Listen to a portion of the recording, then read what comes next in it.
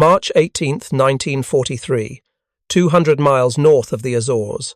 Depth, 370 feet. Korvettenkapitän Heinrich Bleichrodt pressed his hands against the cold steel hull of U-109 and felt the pressure wave before he heard it. A deep, bone-shaking thud that turned the water itself into a hammer. Then another, closer. The destroyer above them had found their scent and was methodically trying to crush them like an insect under a boot. Bleichrodt had survived 18 months of patrols in the Atlantic. He had sunk 23 Allied ships, totaling over 130,000 tons of shipping. He knew the sound of depth charges the way a concert pianist knows Beethoven. These were close, too close. The kind that made rivets weep and men pray in whispers. He was 31 years old. He had been hunting Allied convoys since 1941, back when the U-boat crews called the early months the happy time, when merchant ships sailed without adequate escorts and German submarines sank them almost at will. Those days were gone. Now every convoy bristled with destroyers, corvettes, and frigates. Aircraft patrolled from Iceland and Newfoundland, closing the air gap that had once been a hunting ground. The hunters had become the hunted, and every patrol was a game of odds that the numbers said you would eventually lose. In the control room, 48 men held their breath as if their silence could somehow make 300 tons of steel invisible. The depth gauge needle trembled at 370 feet. They were below their rated depth, below what the engineers in Kiel said was safe, gambling that the destroyer's depth charges were set for shallower water. The air inside the submarine was thick and foul after 14 hours submerged. It smelled of unwashed bodies, diesel oil, battery acid, and fear. The fear had its own smell, sharp and metallic, like copper on the tongue. Every man in that control room knew the statistics. Of every 10 U-boat that left port, 7 would never return. The crews simply disappeared into the Atlantic, crushed at depth, or burned alive, when torpedoes in the tubes detonated, taking the entire submarine with them in a single catastrophic explosion. Bleichrodt looked at the faces around him. Most were young, 19 or 20 years old, kids really, who had volunteered for submarine service because it paid better and offered faster promotions than surface ships. They had not understood what they were volunteering for. No one could understand until they experienced it, the claustrophobia, the constant damp, the knowledge that you were sealed in a steel coffin with no escape if something went wrong. Lieutenant Hans Fischer, the first watch officer, stood at the plotting table with his hands gripping the edge so tightly his knuckles were white. He was 22, on his third patrol, and he had not slept properly in days. None of them had. When you were being hunted, sleep was a luxury you could not afford. Maschinenrat Otto Kraus sat at the hydroplane controls, making tiny adjustments to keep the submarine level.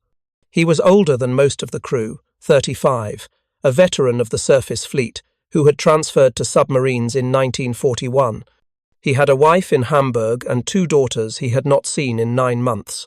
Before each patrol, he wrote them letters to be delivered if he did not return. He had written 7 such letters so far. Chief Engineer Oberleutnant Werner Henke watched a thin stream of water appear along a welded seam near the air manifold. Not a spray, not yet. Just a persistent dribble that caught the red battle lighting and looked like blood running down the hull. He caught Bleichrodt's eye. Said nothing. There was nothing to say. They both knew what it meant. The hull was stressed beyond its design limits. Another close depth charge and that dribble could become a spray, then a jet, then a catastrophic rupture that would flood the compartment in seconds. Another depth charge. This one felt like God himself had kicked the submarine sideways. The lights flickered, went out, came back. A gauge shattered somewhere in the engine room. Someone yelped, then went silent, embarrassed by his own fear. In the forward torpedo room, Matrosengerfreiter Paul Schmidt whispered a prayer his grandmother had taught him, the same prayer U-boat men had been whispering since the first submarines went to war. Let the depth charges fall wide. Let the hull hold. Let me see the sun again. The thing about depth charges was that you never knew which one would kill you. The first 10 might fall harmlessly away, 200 yards distant, nothing more than distant thunder. Then the 11th would detonate 10 yards from your hull, and that was it. No warning. No time to prepare. Just sudden catastrophic violence, and then darkness and water and death. Bleichrodt had seen it happen. In 1942, he had watched through his periscope as U-456 took a direct hit from a British corvette. One moment the submarine was there, diving to escape. The next moment there was just a massive bubble of air and oil and debris rising to the surface. 52 men gone in an instant. No survivors, no bodies. Just an oil slick that marked their grave. He would not let that happen to his crew. He would not. Bleichrodt made a decision. It was the kind of decision that separated the living from the dead in the U-boat service, where 3 out of every 4 submariners would never see Germany again. He turned to Henke and spoke quietly, barely above a whisper, but every man in that control room heard him. "Prepare the oil bladder. We are going to make them think they have killed us." What happened next would become one of the most frequently used deception tactics in submarine warfare. A trick so simple it seemed absurd, so effective it would save hundreds of lives, and so widespread that by 1944, nearly every Allied destroyer captain knew about it, but still fell for it anyway. This is the story of how submariners learned to cheat death by faking their own destruction, and why that deception worked even when everyone knew it was coming. If you're enjoying this deep dive into the story, hit the subscribe button and let us know in the comments from where in the world you are watching from today. The oil bladder system was not standard equipment when the war began. It was an improvisation born from desperation, refined through trial and error, and eventually manufactured in workshops across occupied Europe. To understand why it worked, you need to understand what happened when a submarine actually died. When depth charges rupture a pressure hull at depth, the results are catastrophic and unmistakable. The hull implodes. The pressure differential between the interior and exterior of the submarine creates forces that no steel can withstand. Bulkheads collapse like cardboard. Equipment crushed. Men die instantly, their bodies compressed by the sudden pressure change before they can even register what is happening. Compressed air escapes in a massive bubble that roils to the surface, sometimes carrying the smell of diesel fuel and human remains. The bubble can be 30 feet across, violent enough to lift surface ships if they are directly above. Diesel fuel from ruptured tanks creates an oil slick that spreads rapidly, dark and unmistakable even in rough seas. The slick can cover hundreds of square yards within minutes. Debris follows. Pieces of wood from bunks and furniture, clothing, equipment, food containers, personal effects, letters and photographs, the small things men carried to remind them of home. Sometimes bodies, though not often, because at the depths where submarines operated, bodies rarely made it to the surface intact. More often it was pieces, fragments that destroyer crews would not look at too closely because some things you did not want to confirm. Destroyer crews hunting U-boat learned to watch for these signs. Oil on the surface meant a possible kill. Debris confirmed it. Bodies were proof absolute. But the problem, from the destroyer captain's perspective, was that oil and debris could be faked. And submariners, facing near certain death if they stayed submerged while being depth charged, became very good at faking it. The first recorded use of the oil slick deception was not German. It was British. In October 1939, just weeks after the war began, HMS Seal, a British submarine operating in the North Sea, used a similar tactic to escape German destroyers. The captain, Lieutenant Commander Rupert Lonsdale, had ordered the release of oil and floating debris while sitting silently on the bottom at 180 feet. The German destroyers assumed they had achieved a kill and departed to hunt elsewhere. Lonsdale brought Seal back to port and filed a report describing the tactic. The Admiralty classified it immediately and distributed it to submarine commanders with instructions to use it only as a last resort, because once the enemy understood the deception, it would stop working. but word spread anyway. By 1940, both sides knew about oil slick deceptions. The Germans learned through intelligence reports, through captured documents, through interrogations of British submariners. They began experimenting with their own versions. German U-boat crews took the tactic and refined it. By 1942, the deception had become formalized. Submarines began carrying specially designed rubber bladders filled with diesel fuel, stored in external compartments along the pressure hull. The bladders were manufactured in Hamburg and Bremen, custom-made to fit the storage compartments of Type 7 and Type 9 submarines. Each bladder held roughly 40 to 50 gallons of diesel fuel, enough to create a convincing slick, but not so much that it wasted precious fuel that the submarine needed for propulsion. The bladders were fitted with simple release mechanisms, valves that could be operated from inside the submarine. When released, the bladder would rise to the surface under its own buoyancy and rupture either from the pressure change or from a weak seam deliberately sewn into the rubber. When released, the bladder would rise to the surface and rupture, creating an oil slick identical to one from a damaged submarine. The rising bladder took anywhere from 30 seconds to 2 minutes, depending on the depth, during which time the submarine could creep away silently in a different direction. But the oil was only part of the deception. The real art was in the details. Smart submariners added debris, old clothing, broken equipment, food containers, wood planking salvaged from damaged furniture or packing crates. Anything that looked like it had been inside a submarine before the submarine was destroyed. Some boats carried designated junk specifically for this purpose.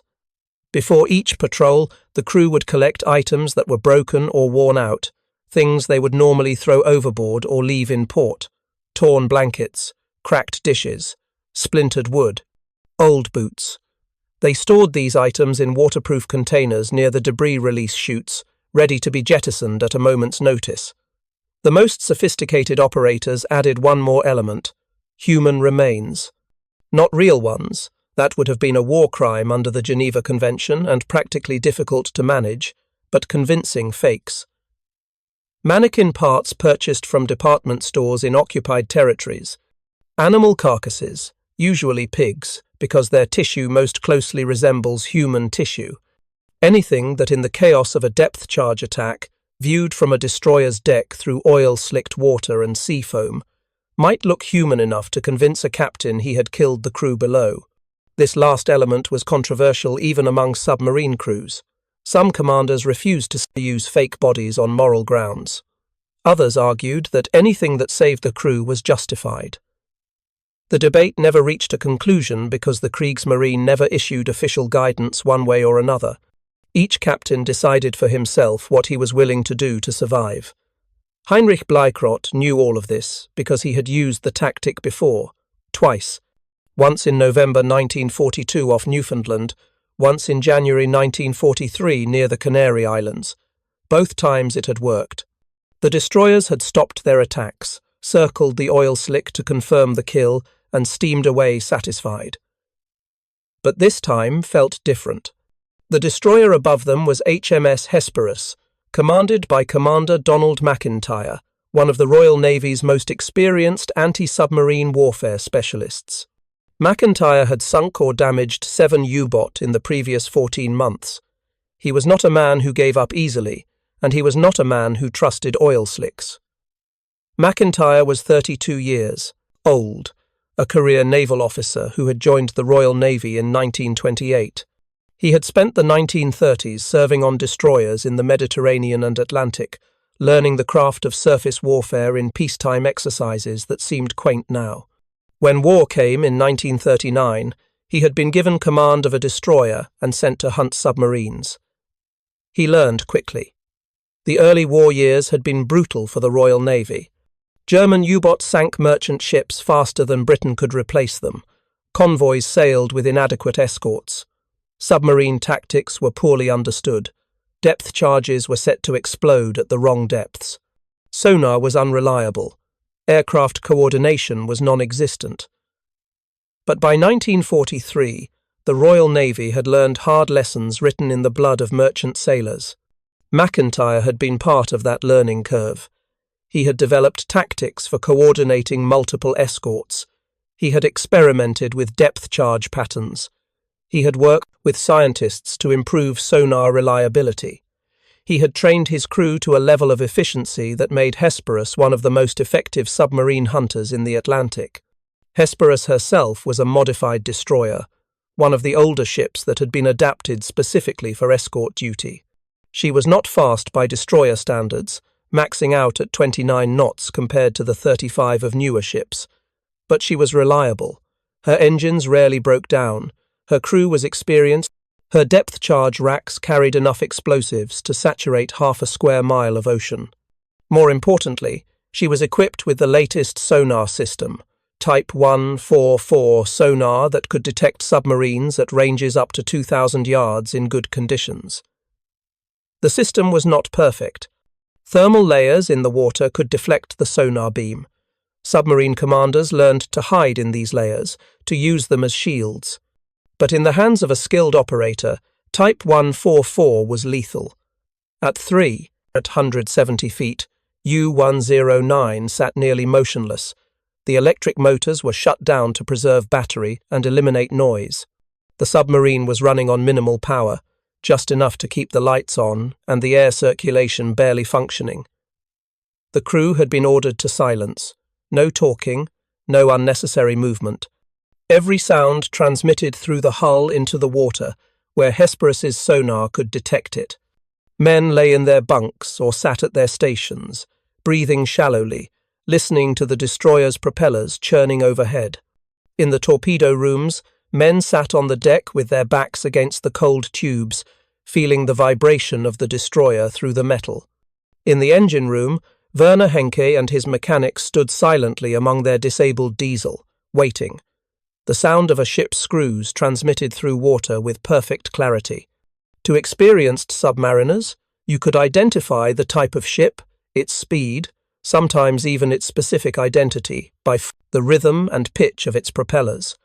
Every ship had an acoustic signature as unique as a fingerprint. Hesperus had a distinctive sound, slightly asymmetrical, the result of a bent propeller blade from an earlier convoy action when she had rammed a surfaced U-boat in the darkness. Bleichrodt knew that sound. He had heard it before, 6 months ago, during another patrol when Hesperus had hunted him for 7 hours before giving up. He had escaped that time by sitting on the ocean floor at 200 feet for 12 hours until his batteries were nearly dead, and the air was so foul men were passing out. He had surfaced to find Hesperus gone, and the convoy long departed. It had been close. This time felt closer.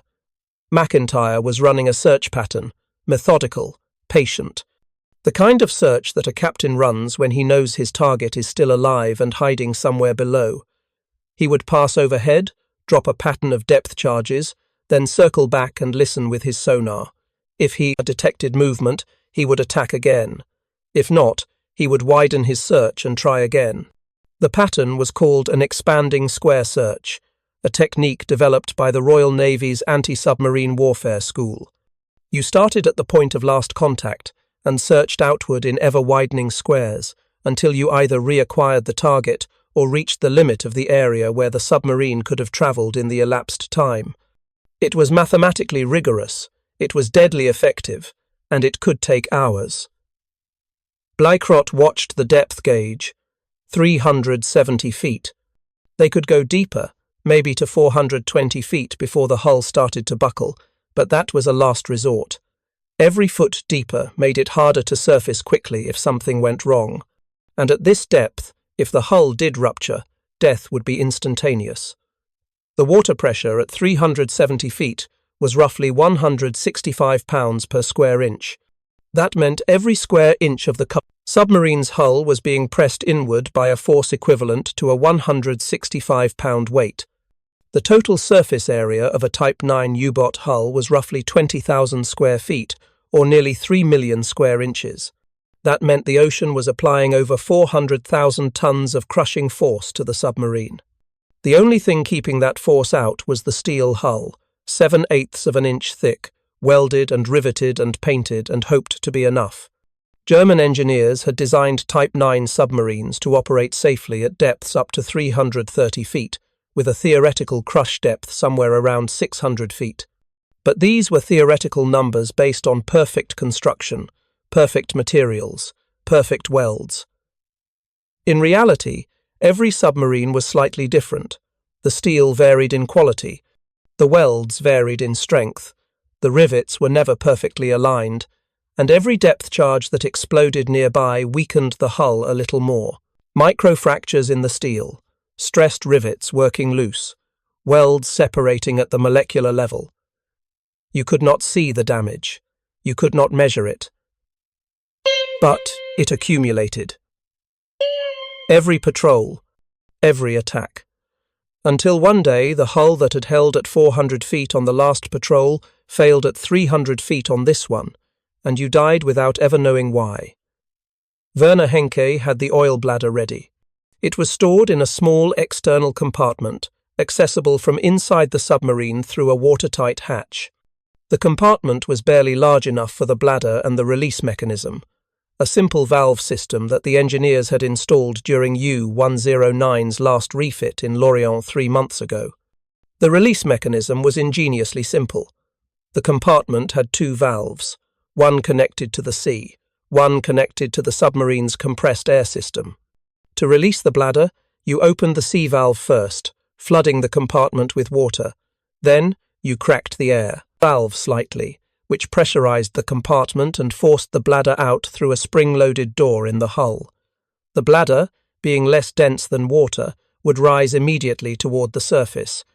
The system had been tested exactly once, during sea trials in the Bay of Biscay. It had worked. That was the extent of their confidence in it.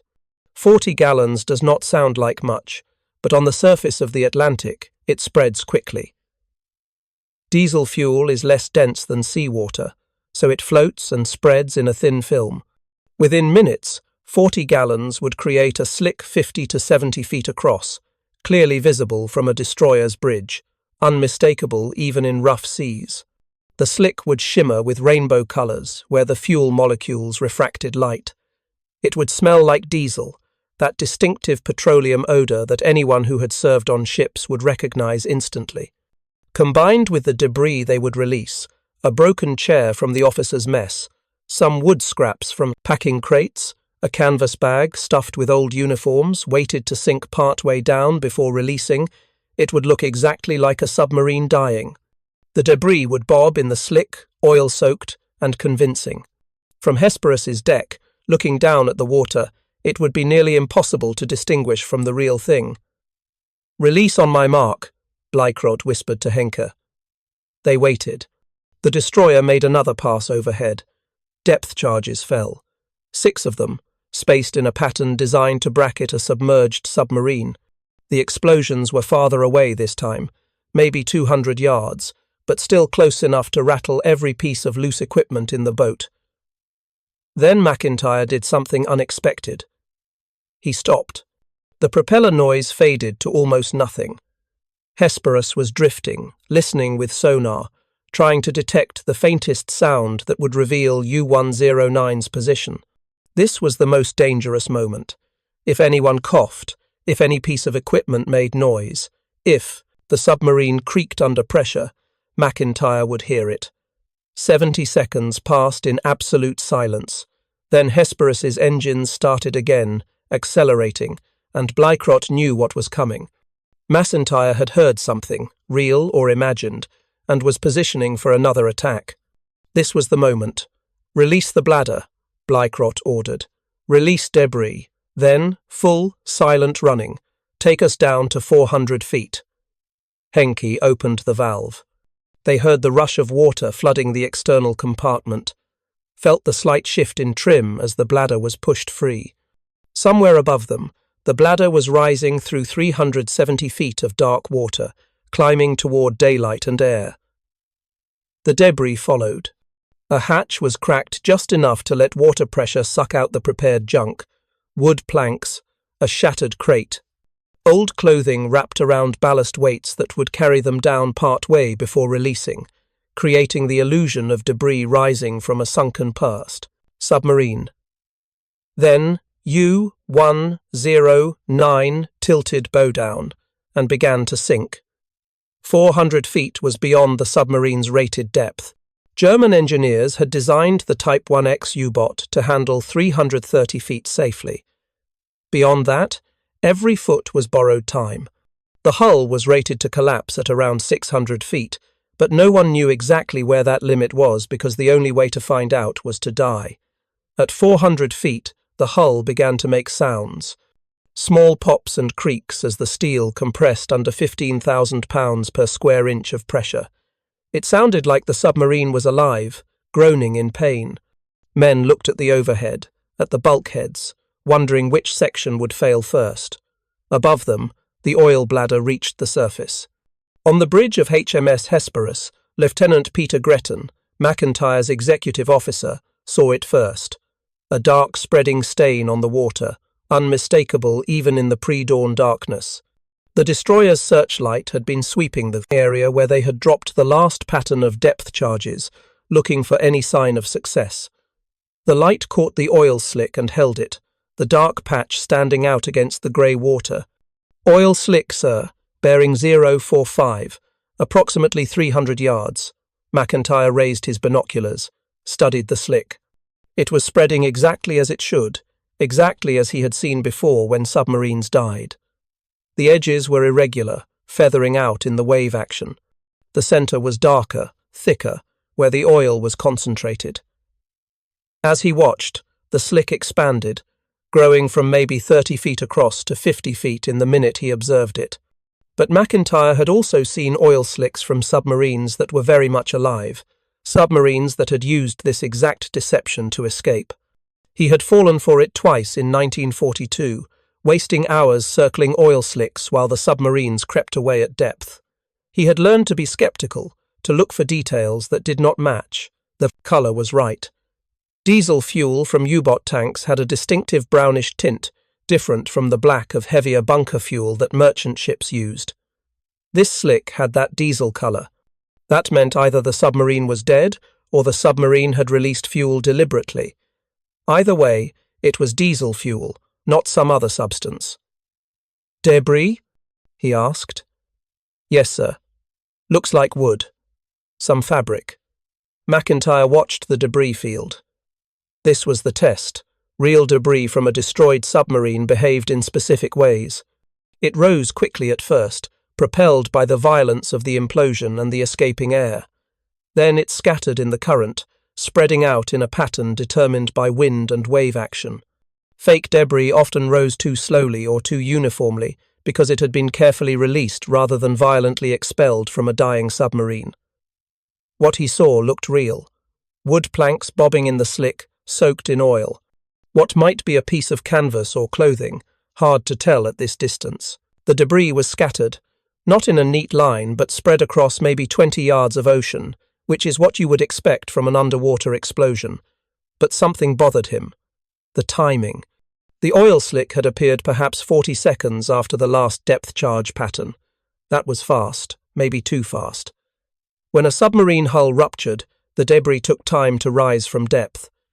At 300 feet, assuming that was where the submarine had been, debris would take at least a minute to reach the surface, maybe two depending on its buoyancy. This had appeared faster than that, which could mean the submarine had been shallower than McIntyre thought. Or it could mean the debris had been released deliberately from a submarine that was still very much alive. "Sonar," McIntyre called down to the operations room. "Any contacts?" "Negative, sir. No contacts on sonar." That meant nothing. At extreme depth, with electric motors shut down, a submarine could be almost completely silent. Sonar could not detect what did not make noise, but there were other ways to find them. "Prepare another pattern," McIntyre ordered. "Full spread. We are going to plaster that area until I am satisfied." In the operations room below, sailors loaded depth charges into the launching racks. Each charge was a steel drum filled with 300 pounds of Torpex explosive and a pressure-sensitive fuse. When the charge reached its preset depth, the fuse would detonate the Torpex, creating a shockwave powerful enough to crush a submarine's hull from 20 yards away. A standard pattern consisted of 6 to 10 charges, dropped in a geometric arrangement designed to create overlapping kill zones. Hesperus was about to drop 14 charges in a pattern that would cover half a square mile of ocean. If U-109 was anywhere in that area, she was unlikely to survive. At 400 feet, Bleichrodt felt the submarine settle onto the thermocline, a layer of colder water that sometimes deflected sonar. It was a thin hope, but he would take any advantage. The hull continued its ominous creaking. One of the gauges had cracked under pressure, a spiderweb of fractures across the glass face. "Depth charges," someone whispered. Not a warning, just acknowledgement of the inevitable. The first charge was far enough away that it sounded like distant thunder. The second was closer, a sharp crack that made the submarine shudder. Then 3 more in quick succession, walking toward them in a line that suggested McIntyre was trying to bracket their position by guesswork. The 6th charge was the one that should have killed them. It detonated perhaps 30 yards from U-109's stern, close enough that the shockwave hit like a physical thing, like a giant fist punching the submarine sideways. The sound was beyond description, not a bang or an explosion, but a physical assault on the ears that left men temporarily deaf. The lights went out instantly, plunging the control room into complete darkness, except for the faint glow of the compass dial. Glass shattered. Every gauge in the control room cracked or broke. Men were thrown from their stations. Bleichrodt was lifted off his feet and slammed against the navigation table, the edge catching him in the ribs hard enough that he felt something crack. Pain shot through his chest like fire. In the engine room, Werner Henke grabbed for support and missed, falling against the diesel engine hard enough to open a gash on his forehead. Blood ran down into his eyes. The diesel engine itself, already damaged, took more punishment. A cylinder head cracked with a sound like a rifle shot. Oil began spraying from the crack, coating everything nearby in a slick black film. In the forward torpedo room, one of the torpedoes broke free from its securing straps, an 8-foot-long cylinder weighing 1,500 pounds, suddenly loose in a compartment full of men.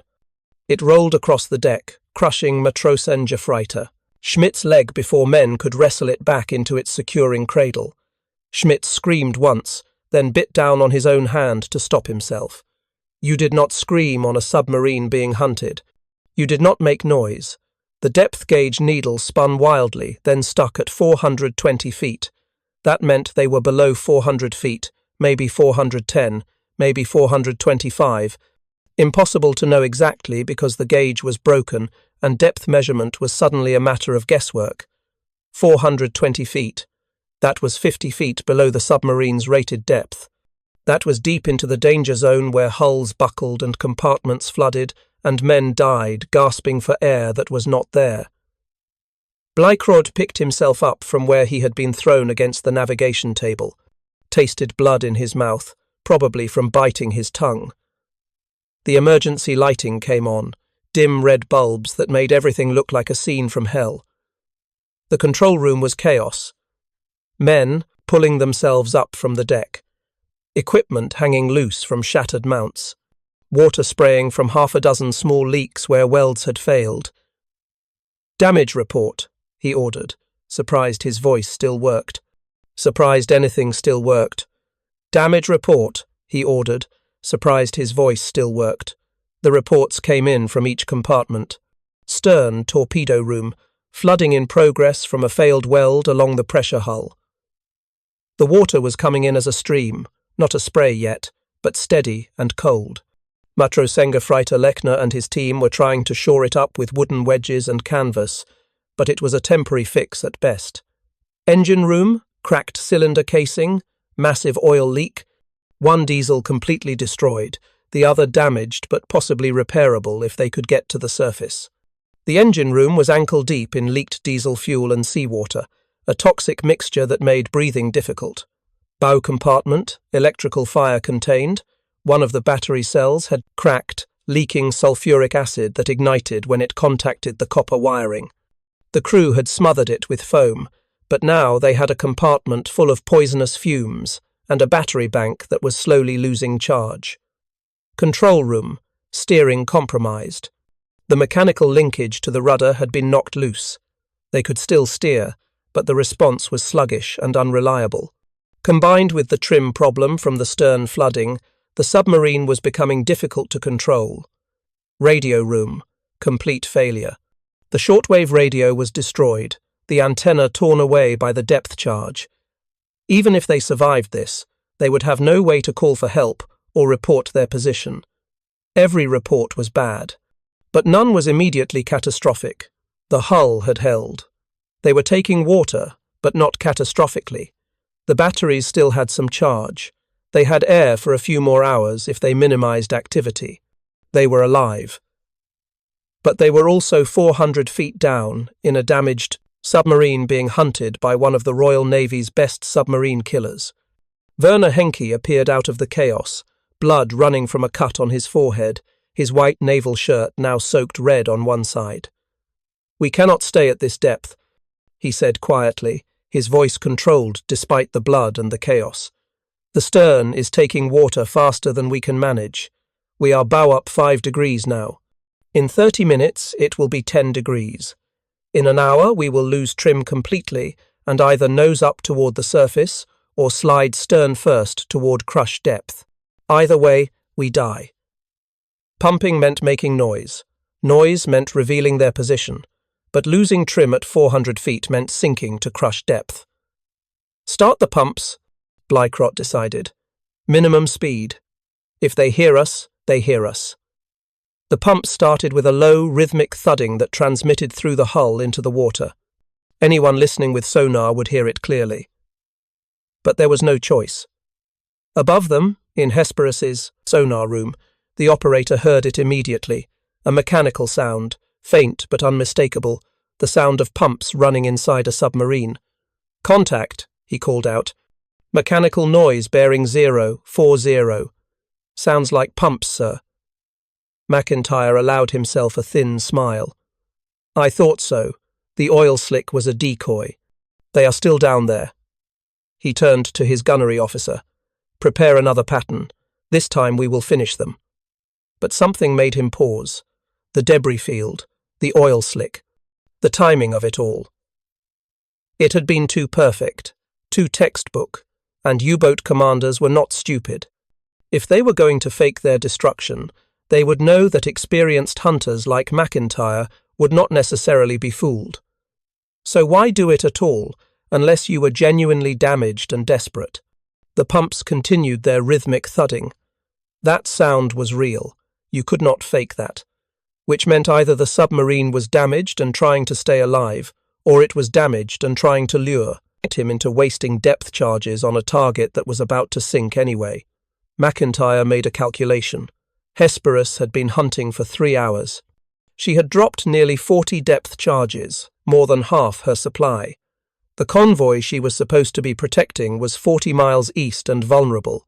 If he stayed here chasing one submarine, he risked leaving the convoy exposed to others. But if he let this submarine escape, it might recover, resurface, and sink merchant ships that McIntyre was sworn to protect. It was the eternal calculus of convoy warfare. Protect the many or pursue the one. If you find this story engaging, please take a moment to subscribe and enable notifications. It helps us continue producing in-depth content like this. "Drop one more pattern," McIntyre decided. "Then we rejoin the convoy. If that does not finish him, the damage will." The last pattern of depth charges fell in a tight cluster, professional and methodical. McIntyre was not trying to saturate the area anymore. He was trying to hit a specific target based on the sonar contact from the pumps. It was precise work, the kind that separated exceptional anti-submarine commanders from merely competent ones. U-109 felt every charge. They detonated in a sequence that seemed to last forever. The submarine was picked up, shaken, and dropped like a toy. More systems failed. More water entered through stressed seams. The stern was now noticeably heavy, the bow tilting up at a 5-degree angle that made walking forward feel like climbing a hill. Then, silence. The depth charges stopped. The sound of Hesperus's propellers began to fade, moving away, heading east toward the convoy. Bleichrodt waited. It could be a trick. McIntyre might cut his engines and drift, listening for any sign of life below. But minutes passed, and the propeller sounds continued to fade until they disappeared entirely into the background noise of the ocean. "He is leaving," Werner Henke said quietly. "Or he wants us to think he is leaving," Bleichrodt replied. But he did not believe that. McIntyre had run out of patience or depth charges or time. They had survived, barely. But they had survived. The question now was whether they could make it home. The damage assessment took 30 minutes and revealed a submarine that was alive but crippled. The stern torpedo room was taking water faster than the pumps could remove it.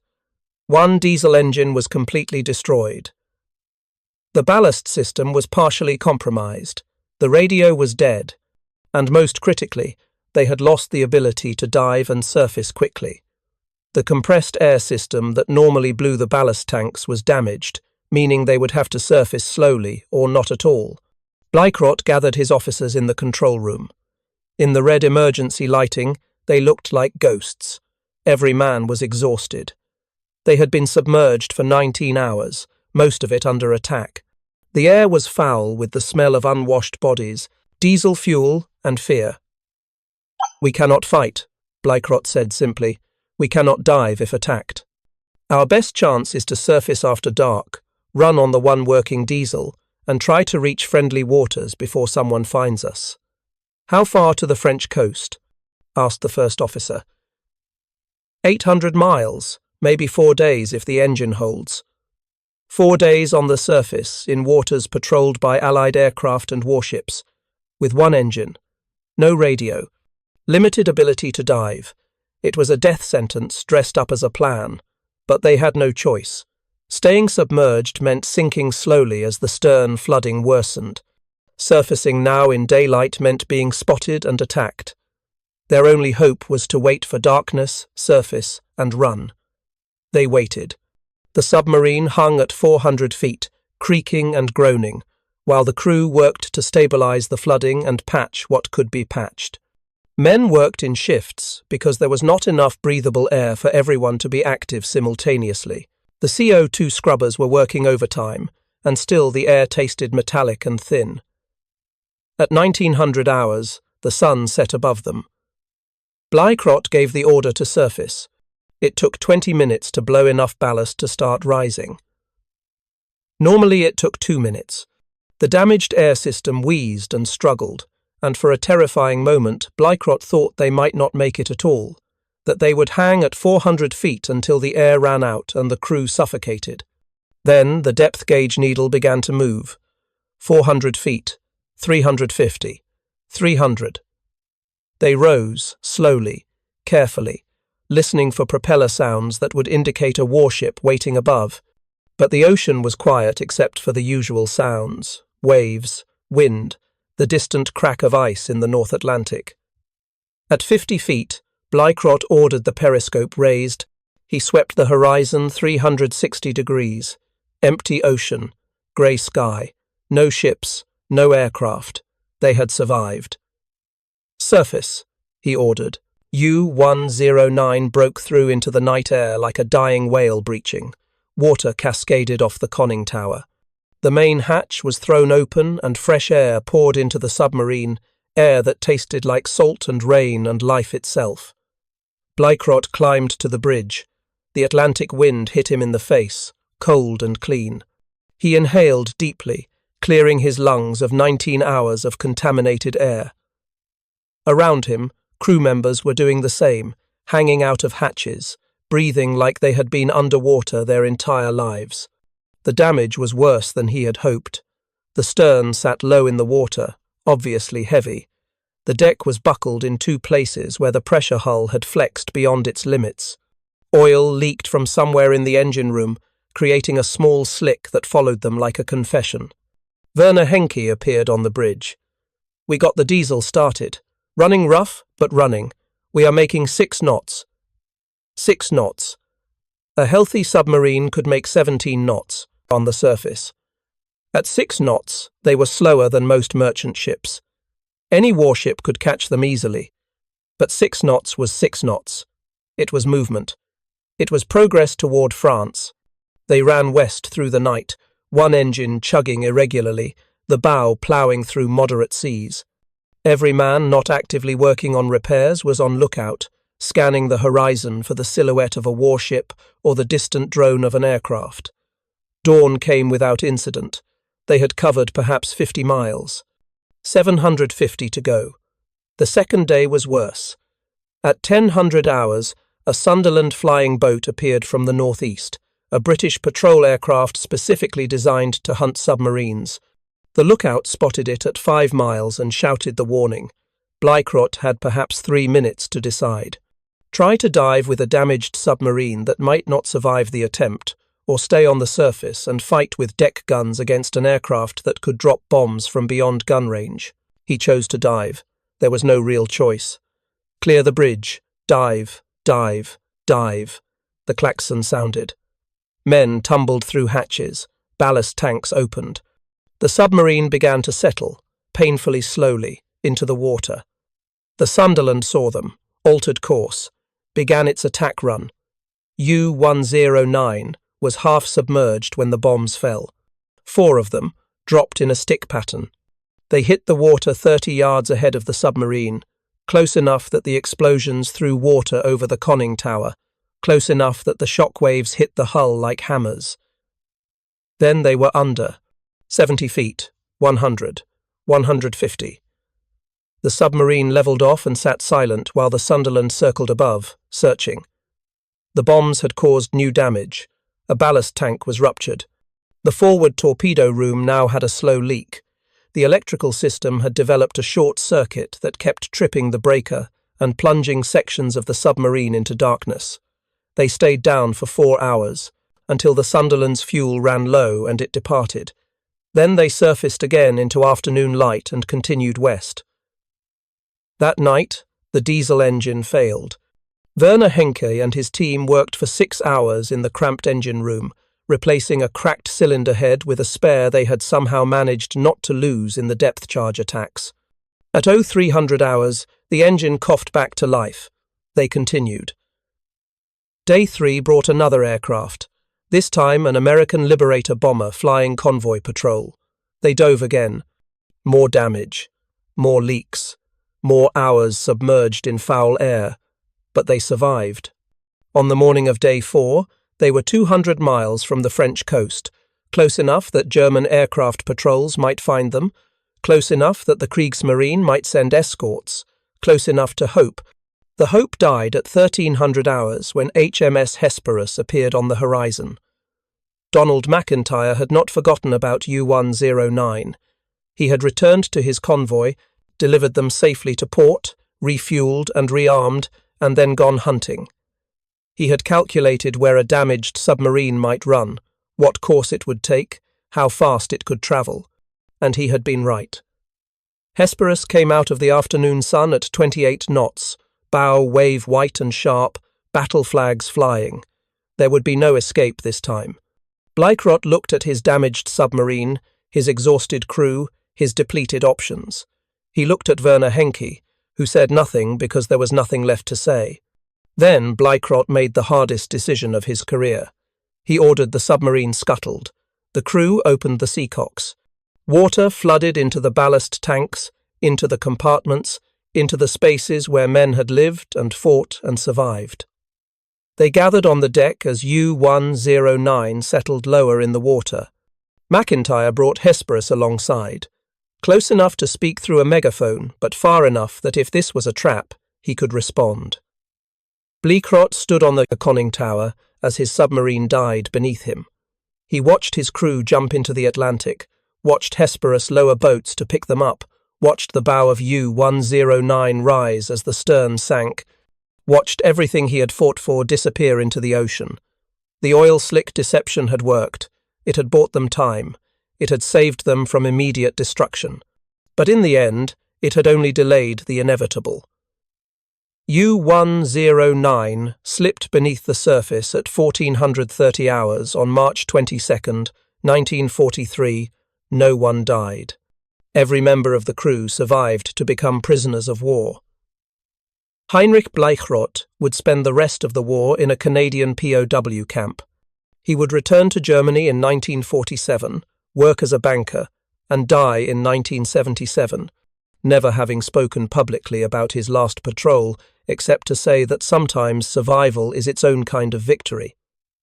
Werner Henke would escape from the POW camp in 1945, be recaptured, and die in captivity under circumstances that remain disputed. Donald McIntyre would be awarded the Distinguished Service Cross for his actions in the Atlantic. He would write several books about anti-submarine warfare. In one of them, he devoted a chapter to the oil slick deception, calling it ingenious but ultimately futile because even when it worked, it only bought time.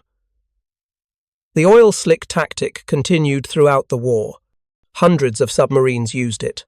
Dozens survived because of it. But by 1944, Allied destroyer captains had developed counter-tactics, ways to distinguish real destruction from fake, ways to verify kills, ways to keep hunting even when all the evidence suggested the submarine was dead. The game of deception and counter-deception became increasingly sophisticated. Submarines began carrying better oil bladders, more convincing debris, even chemical additives that would create bubbles and foam identical to those from a ruptured pressure hull. Destroyer captains responded with longer searches, better sonar, more depth charges, more patience. In the end, it was an arms race that neither side could win because submarine warfare itself was becoming obsolete.